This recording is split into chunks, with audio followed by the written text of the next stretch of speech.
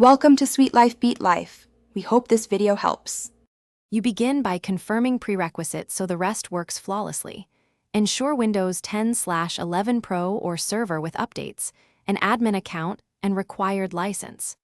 Once confirmed, open Settings, go to Privacy and Security, then Windows Security to launch Microsoft Defender. You need internet access for definitions and cloud protection.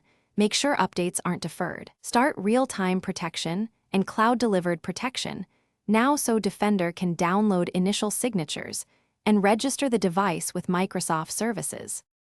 Once Defender is open, configure core protections to stop threats proactively.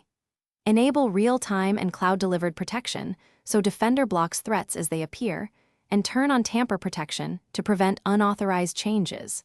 Next, enable controlled folder access to protect important directories and adjust exploit protection mitigation to harden against software attacks.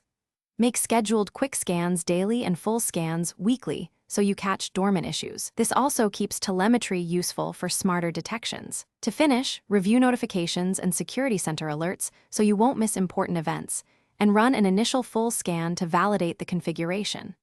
Once the scan completes, inspect quarantine and export logs for audit or support needs. This ensures you can trace incidents. If Defender Update or Cloud Protection fails, restart the Windows Update service, verify proxy or firewall settings, and make sure time and date are correct.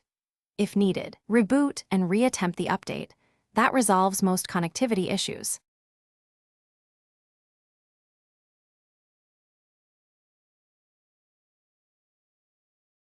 Thanks for watching. Consider subscribing if we helped you.